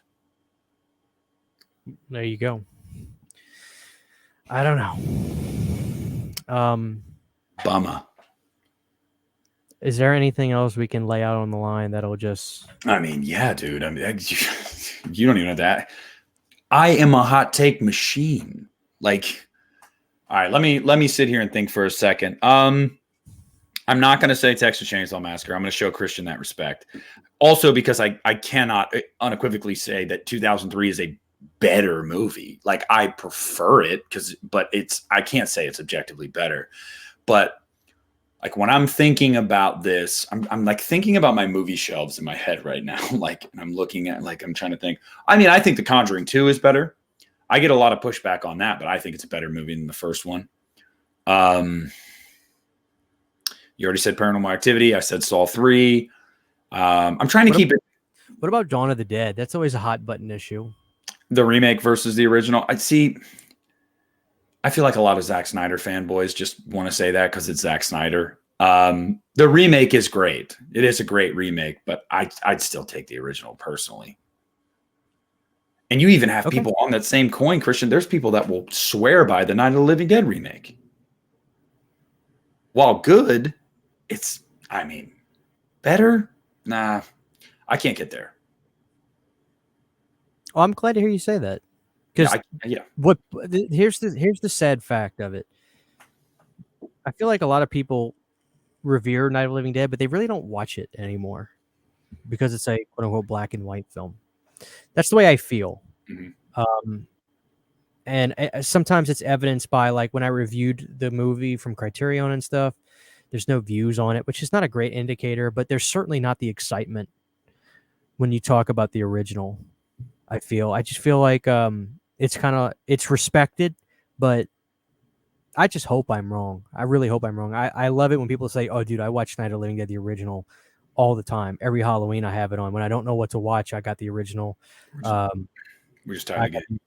You know, but I think the original Night of the Living Dead is still a legitimately great film. Great movie. I don't know how you could say it's not. Like, even if you say you prefer the remake, I don't know how you could say the original's not a great movie. I really don't.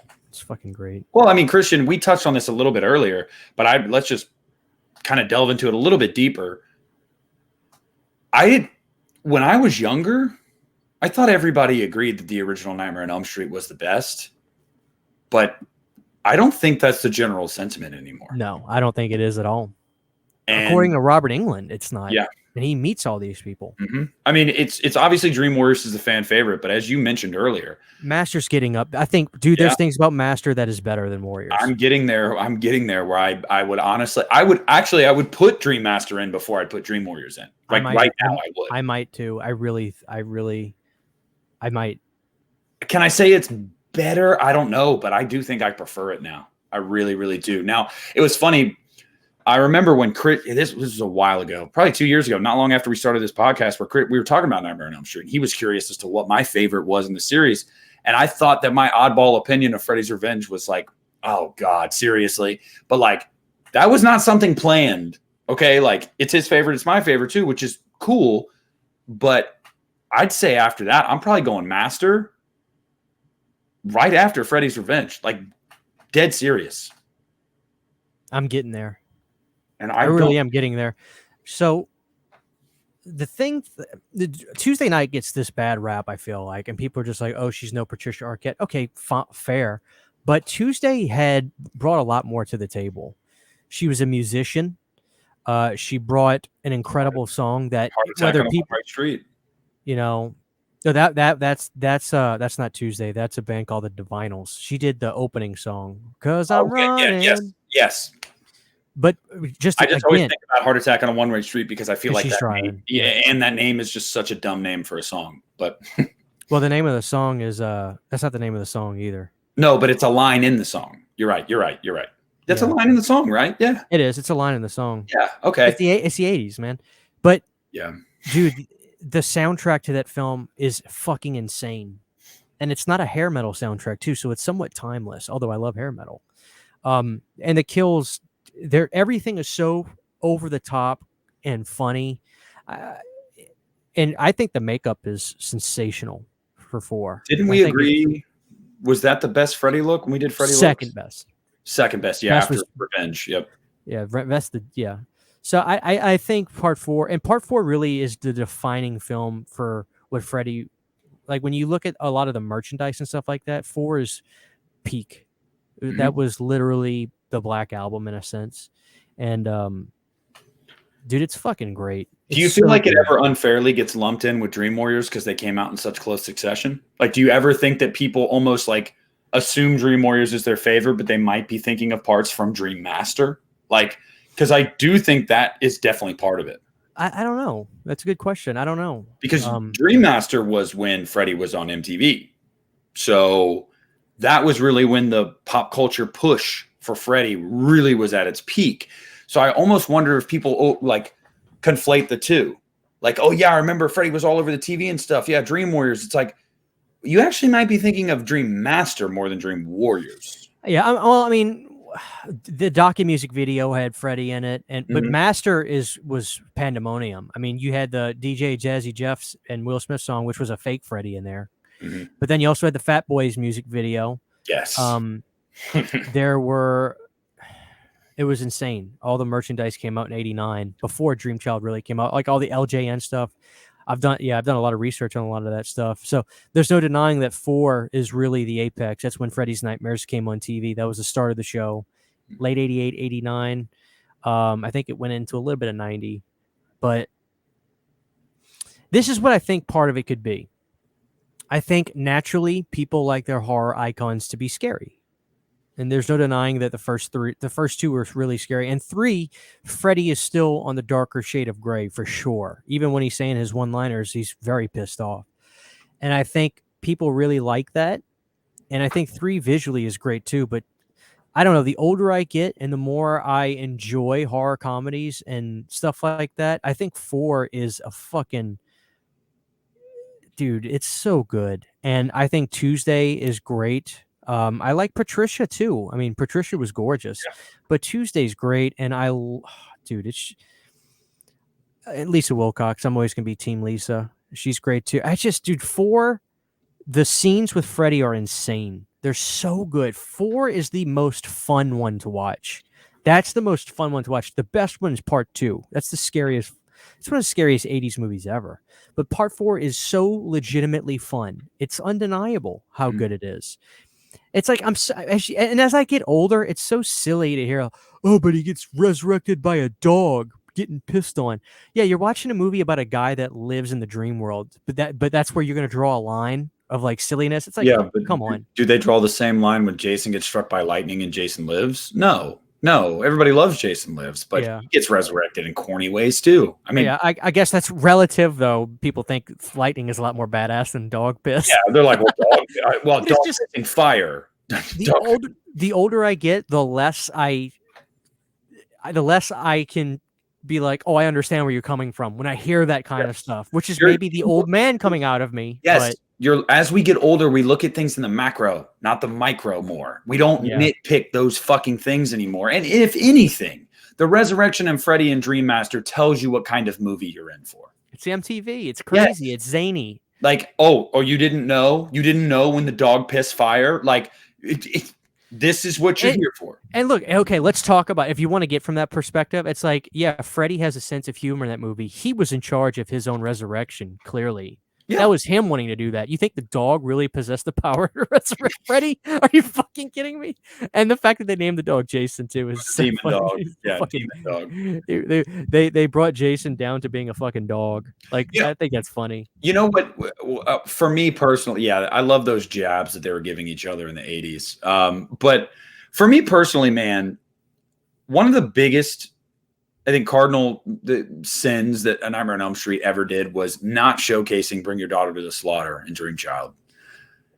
It's a part of the soundtrack, and I think the only time you hear it in the movie is in the background when they're at the pool party, if I'm not mistaken. It's not that song, because I know this is gonna sound pathetic because I've literally stuck my head up to the speakers. The problem is I've got the soundtrack. It's five in the movie. Then it's so minute you can't tell. In the pool party, I've stuck my head up to the speakers. It's hold on, I'll tell you. I forget the name of the song. But, because that's a great song too. So you put Dream Warriors front and center, but not Bring Your Daughter to the Slaughter? Dude, the soundtrack to 5 is religiously underrated. Yes. All right, so the name of the song is Heaven in the Backseat, Romeo's Daughter. If you listen to the song, you'll love it. It's great, but that's what plays in the background of the pool party. But you really have to stick your head up to the speakers to really be able to get it. Mm-hmm. For some reason, the majority of the music in this, it's non-existent. It didn't make it into the movie, yeah. But the soundtrack's great. I mean, it's a great fucking soundtrack. Is it as good as 4? No. Is it close? Yes. And there's great hip hop on there. Great hip hop on there. Yeah, But he said has an incredible soundtrack too. yeah, it Incredible. does. I was actually just I love the ending song. That's Goo Goo Dolls in Freddy's Dead, right? Yeah, that the Goo Goo Dolls "I'm Awake Now." That's what plays in the beginning. Oh, When the beginning, yes, yep. yeah, it's so good. And That, Johnny that's Law. you can't It's even so make good. an argument for any like horror soundtracks over Nightmare's '80s soundtracks. They were Oh, just I'll take a bullet for him. It's undeniable. I mhm. mean, it shaped the bands I listen to. So the effect Elm Street has on me, it's not just like the movies, dude. It's the music, it's everything, the pop culture of all of it. It's undeniable. It's so fucking undeniable, which Well, is a shame because it's when I talk about it, it makes me sad. It's just like we need more Elm Street in a sense because I don't think it would happen, but more movies means more stuff, and I want more stuff. I always want more stuff. I want more bobbleheads, and I want more. I want Freddy can openers, and I want Freddy. We need all. More movies would make more stuff. So at a certain level, that's why I'm just like, okay, let's just fucking do it. Just fucking do it. I never want to live in a world where I can't get little Freddy fucking snow globes and stuff. Like yeah, make yeah. I another saw movie. those. Did you see the solar bobbleheads at Spirit too? Yeah, I figured you'd get one. But here's the thing, Nick, those aren't new. This is this is so I got this at Big Lots I like had two never or three seen years those at ago. my Spirit until this year. Yeah, I didn't think they would really work, but you just fucking you stick it in the sunlight and eventually his head starts moving on its own, which it already is because it's really bright in here. Mm-hmm. But his head naturally just bobbles. So Mm-hmm. yeah, I love him. Yeah, I mean, I mean, man, controversial horror takes. Out of the big three, what's the best remake and why?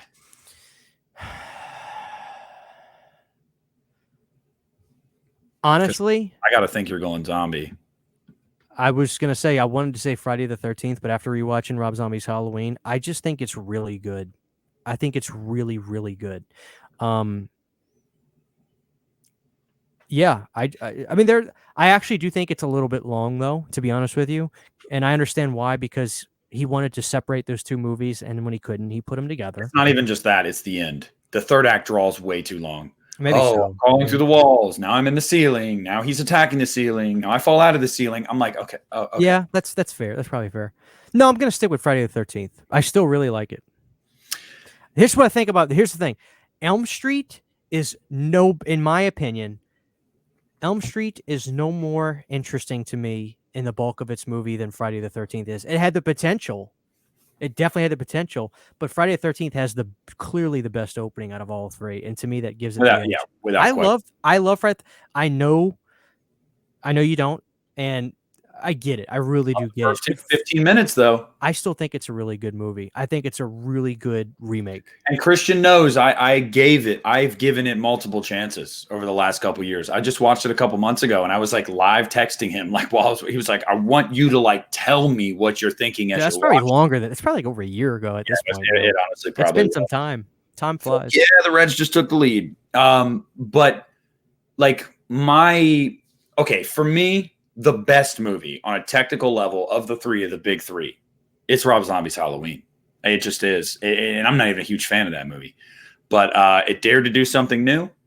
It gave us, at the time, was my favorite Myers performance. Tyler Maine's an animal. Like, he's just incredible. There's so much about that movie. I love the fact that the second half of the movie is a super stylized, a hyper stylized, fast paced remake. I love that. Like, just get to the point. Like, that's great. I like that he tried something new. I think that is, and Tyler Bates' score, although it's all the beats from Carpenter, I love his, like, there's this, like, it's almost like this, like, metallic kind of, like, there's this. To me, it's like a haunted, it's like a haunted dollhouse kind of sound to me. Because it's like broken keys on the keyboard and shit. Yeah, it's really punchy. I really like Tyler Bates' rendition of the themes in that movie. But the one I watched the most, controversial horror take, it's Nightmare. It's Nightmare because I just think that I'm gonna rewatch that one again and do a re-review of that too. You should, and because as a Nightmare fan too, maybe it would behoove some people to listen to you because you don't hate that movie. And so many people think that if Nightmare is your go-to, you've got to hate that movie, right? You got to hate it. It's like, no, man, it's pretty inoffensive in what it does. Like, are some of the characters uninteresting? Yeah, sure. Is some of the CGI bad? Yeah, sure. But like, when it's all said and done, like I mean, it's not offensive. Like, I just don't understand. I can't get behind that. Like, I think that it's the most infinitely rewatchable to me because I have fun with it, and I think it is undoubtedly the best to look at. That movie's cinematography, and I know you hate that word, but like, but seriously though, I don't know shit about cinematography, but Samuel Bayer was a music video director, and you can fucking tell in that movie, like the color palette in that, like you go from scenes that are like red and green to like cold blue and orange and yellow. And I love the color palette in that movie. It's just, I think it's visually really appealing. And I just think that it's a fun movie. And I like some of the characters. Fucking Clancy Brown's great in it. Clancy's great. I like the kid too. Kyle Quentin. Boner. Yeah, he's great. Here's the thing that Elm Street and Friday the 13th have over Halloween. And I can't believe I'm saying this. Halloween's inferior music-wise because it is rehashing a lot of stuff. But although the soundtrack is great, Kiss and Rush and all that, Steve Jablowski did some of the best music for those two movies with Friday. Dude, the main themes for Elm Street and Friday the 13th are fucking incredible. I love this. So good. Mhm. So Jablowski gets the edge for me over Tyler Bates. Although Tyler's great, but Jablowski was so good for those two. And I listened, dude. I listened to them. I added those songs in my liked playlist on Spotify, and when they play, sometimes I'll let it go because that Elm Street, that da, na, na, na, it's so Elm Street, but it's new. Mhm. It's like the Ninja Turtle theme from 1990. It was a brand new song, but it was so Ninja Turtles, it was undeniable. That's how I feel about the music Jablowski did. So, But I mean, so good. can we agree on a technical level that out of the three, I think Rob Zombies is probably the best technically? I don't know. You made a pretty good argument for Elm Street, technically. Yeah, I actually did, didn't I? I mean, if we're talking about looking at the films, yeah, aesthetically, that one, even if you hate that movie, do not sit here and lie to me and tell me that it's not beautiful to look at because it fucking is. Like it is, and it's a shame that Samuel Bayer didn't really do much after that because that movie was so maligned. It was only maligned because it was a Nightmare on Elm Street remake without Robert Englund. Like it was bound to fail. Like too many people were not going to accept it without Robert, especially because at the time people were still holding out hope for Freddy versus Jason 2, and Robert hadn't hung up the glove yet. So when this happened, people are like, "How dare you? How dare you desecrate Robert's memory?" Like, but dude, on a technical level, that movie is just chef's. Yeah, I know. I think a lot of people are not saying. I think there certainly are people that have allegiance to Robert. Some days I'm one of them, but I think a lot of people are not so coy anymore to be like Jackie was bad or anything. I think a lot of people don't like Rooney in the movie, and I think the biggest thing is the fact that they didn't take a risk. It literally, I mean, it's not Psycho, but it's not too far off. Not even the worst part, Christian. The worst part is they teased a risk. I know. That's what watching it, I was like, "You beautiful bitches." I feel like that with Halloween Ends, though, dude. Like, and I gotta swear, I still like Halloween Ends, but they did. They didn't say Corey might be a killer. Just kidding. It's actually Michael. No, Halloween Ends did go that step. It did say it didn't let Corey carry the franchise, but it went that step. Nightmare. I understand that. And I still think killing Corey at the end of the movie is fun. It's Halloween Ends. I expect it then. But for me, and this is the way and you could say, well, Christian, really, that's not what it's about. And I understand, but the way I look at Halloween Ends, it's bigger than Michael. It's about what evil can do to people in a town and what happens. And for me, how that made it bigger than the character, which is sacrilege and why a lot of people don't like it. I get that. But for me, that meant killing Michael doesn't stop evil. It's now transferred to somebody else. And to me, that's what that would have been my version of that film. So it's a bigger risk. That it's more of a step that they took, yes. But dude, I will always lament that they didn't do that. Well, I guess I should just ask you then, do you think that's more of they wrote themselves into a corner saying this is Halloween Ends, it's a trilogy capper, so it's got to be the end? Or do you think it's more of we know people are going to have a visceral reaction to this. We want to make this movie, but we know it's not going to go over well with a lot of people. I don't know which one it is. That's a good question. You got to ask yourself this: as the director and the writer of that, are you thinking that, or are you just thinking to yourself, "Let's make something." After they've had, let's break this down for a second. We're not writers, okay, but let's just pretend we were. If you're writing movies for a franchise like that, I think the first thing that I would say is, okay, if we're going to do this, let's, for God's sakes, let's actually do something different. We can't please everybody anyway. Let's do something different. I feel like that's my first thing I'm saying. If you're directing it and I'm writing it, I feel like that's the first thing I say out loud. Mm-hmm. That's the first thing that comes to my mind. So then I agree. It's the former. It's not the latter. I don't think that they genuinely were thinking, fuck, man, people are going to hate this. Let's put it out there and run away. It's like I pull the pin of the grenade and drop it and run. I don't think it was like that. I do genuinely believe David Gordon Green and Danny McBride were like, let's swing. Let's just fucking swing. Like, we can't win. 2018, yeah, it was well received, but a lot of people bitched that it was too much of a rehash. Halloween Kills, we wanted to give you an ultra slasher. Half of the fan base said, fucking stupid. You got to give me some more substance than that. So let's swing. Let's just do something big and bold. It'll have its fans. It'll piss people off. But at this point, we've tried 2 different approaches and it's pissed people off. So let's just do it. And so I think it was the former. They wrote themselves into a corner saying that it was a trilogy capper from the very beginning. So it was like, this is the last one. Blumhouse was only in till that movie. They were gone after that. John Carpenter was only in for that movie. Jamie Lee was only in for that until that movie. So they knew, well, fuck, like we really want to do this and we're going to swing for it, but we have to wrap it up. We have already sold this as the end. It's the fucking title. But had they not sold it as Halloween Ends, if it had a different title, guarantee you Corey lives. If it had a different title, it would have been an A24 film. Yeah, and people might have revered it more. That's not a conversation we're ready to have. Yeah. Now that's how you piss people off. Well, I mean, it's just like I think in horror nowadays, there's this. Thank God the dislike button doesn't exist. I know. Well, it exists, but you can't see it.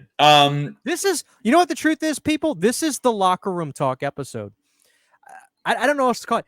You want to know how I really feel about shit? You want to know how Nick really feels about shit? Like, this is the most Howard Stern episode we've ever done. Old school Howard Stern. Yes. And like, so, I mean, keep your comments. Understand that this is literally us venting about a lot of things. Nick, I'm blocking you from replying to comments on this one because my hope is that I get more shit than you. You won't. We started it out with me saying Dr. Sleep was better. Look at better. Christian going for it, man. Yeah. I mean, like, but it is. This is literally like our safe space episode where it's like, you know what? Just say how you feel. Like, just say how you feel. And like, I will. And yeah, I just, I don't want to keep going back to ends because it just opens up the door. We've talked about it to death. But I know, but I just rewatched it. I did a video on it. I don't mind discussing it because it's fresh in my mind. I think that aside from Halloween Ends, there are 4 movies in the Halloween franchise after the original that I think swung for the fucking fences, whether you loved them or not. Halloween 3, Halloween 6, Rob Zombie's Halloween 2, Halloween Ends. Those are the 4 movies that I think really just said, fuck it. I agree. And guess what? I love all 4 of them. And to some fans, they don't understand that because they're like, how though? It's a bastardization of the original. How can you do that? And it's like, the way I put it best is the original exists. It's never going to get touched again. It's never going to get topped. You're never going to replicate that again. It exists. They created a blueprint. Now, what can you do to spice it up without just giving me copy paste? Halloween 4 is a fan favorite. You want to know why? Because it's a fucking rehash of the first movie. As years go on, I start to fall out of love with 4. I really, really do. I still think it's a good movie. But it does not age like some movies in that series where it's like, okay, yeah, it's solid. They're hitting a lot of the same beats. Cool. Like, but the movies that I just grow in love for as the years go on are the movies that were like, yeah, so we have this guy in this white mask and he has a knife and he wants to kill people. But like, what if we did this weird shit with it? And I'm like, I get my younger brother made a comment to me months ago. Fuck that guy. Yeah, I know he's a dick. And he was like, he texted me after, I can't remember what movie it was, Scream 6. And he said he hated it. And I was like, dude, that sucks. I love it. He's 19, mind you guys. And he was like, that's the target demographic for that movie. I know. Though. And he came for me, like basically saying, he came at me basically saying, I know, right, dude, that was awful wording. He came at me saying like, dude, he's like, you just want to be different. And I'm like, people, listeners, everybody loves right Scream now, 6, though. let me just say, do you honestly think I want to accept a lifestyle where I like things that are controversial so I can get your fucking death threats and your trolling on social media? No, I cannot help that my brain is wired sometimes. Maybe it's the underdog mentality. I don't know what it is. I went into Halloween Ends expecting to hate it. Christian fucking knows that. I talked about it on the podcast. I loved it. Like, yeah. I don't want to like the black sheep. It's not something I mean, there are some black sheep I don't like. I think I'm guilty of that. I'm really not, because it's exhausting to feel that way and then put your opinions on social media and get fucking railroaded. Not like you're going to change my mind. You will not change my mind, but it's exhausting. I don't want to argue with people over it. It's just my opinion, man. Like, doors. That's what I'm saying. So like that, yeah, don't ever for a second think that that's a conscious decision I make. Like, you just want to be different. No, I fucking don't. I mean, I am different inherently. I have been my whole life. It's not something that I strive for. It's just me. But yeah, forgive me for liking when people take a fucking 50-year-old franchise and go, you know what? Let's get weird. With that being said, the last Jedi is fucking terrible, dude. It's not. It's really not. It's really not. He's not even in it. He's fucking sitting on his ass the whole movie. He's sitting on his ass the whole movie. I have met people halfway. I totally understand why some people hate it. I really, really do. It's not the Luke Skywalker they grew up with. It's not the way they would have taken the story. Absolutely. Is that the issue? Okay, look, here's the thing. It's all about the handling of Luke. Well, that's what I was going to say. Do you think the argument of you grew up but Star Wars doesn't, and that's your problem? Is the movie still made for kids? The Last Jedi? The Star Wars movies. Rise of Skywalker was, because it was just a popcorn fest that really made no sense. But aren't they movies made for kids, or is that not fair to say? I don't think the live action movies are. Kids loved them, but I don't think they were geared toward children. The Phantom Menace, probably.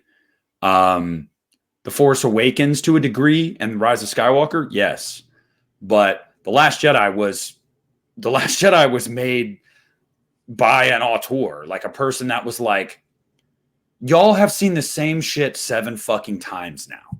Like 7 times. At some point, can we break the mold a little bit? Like, the argument for The Last Jedi against it is it's not Luke Skywalker. Luke would not have gone into hiding and not helped the galaxy when the First Order rose up and wanted to kill everyone. He wouldn't have done that. That's not Luke from the original trilogy. He would have fought them. Even if it was just him in an X-Wing. By himself, he would have fought them. Guess what?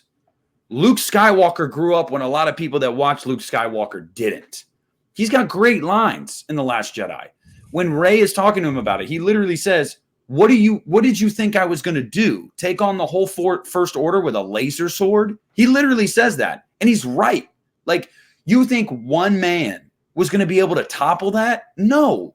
There was no resistance anymore. There was, but they were stretched out across the galaxy, bro. It wasn't like when it was the rebellion.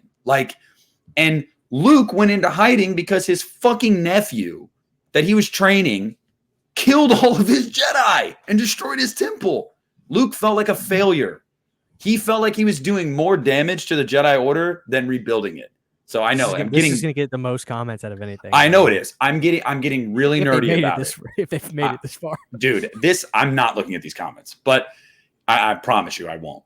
He felt like, yeah. I mean, he felt like he let everybody down. He let the galaxy down, and he felt responsible for the First Order rising. And because of that, one man alone wasn't going to be able to stop something that was bigger than the Empire ever was. Because even in the original trilogy, Luke wasn't alone. There was the rebellion. Like, so yeah, long story short, yes, kind of what you said. Luke Skywalker grew up, but the people that watched him didn't. And it's evident. Like, it's evident. Like, they wanted the same thing. They wanted their 70-year-old superhero to go out there with his lightsaber and take on an entire fucking empire. And it's just not realistic. And to have no guilt about his nephew betraying him and killing all of his younglings. Like, no guilt at all. And you know what happens when you put a 70-year-old man in a leading movie and wonder what the reception's like? Look at the newest Indiana Jones film. Yep. But look, long story short, at the end of the day, I still don't know why so many people are so against it, because at the end of the day, dude, he does redeem himself. He distracts the First Order so the Resistance can get away. And it ends up killing him, but he does do it. So, like, yes, for 2 hours of the movie, he's like, I'm not doing that. I'm not doing that. Fuck that. That's stupid. I'm responsible for this anyway. Have you no shame? Have you never done something in your life where something really bad happened because of it, and you were like, dude, that's my fucking fault? No. What do you do? Yeah, you have. We all have. And what do you do when that happens? Act like I didn't do anything. Yeah, I didn't do anything. I'm just going to fade into the background now. And that's human nature. But when they're, you know, their ideologue, their God with his laser sword does it, fuck you. I want what I saw when I was 12. No, fuck you. Grow the fuck up. I think a lot of people do, though. Yeah. Why do you think that? That's why people keep wanting the same Halloween again. Yeah, and it's the same reason I don't want the same shit again. I grew up on this shit too.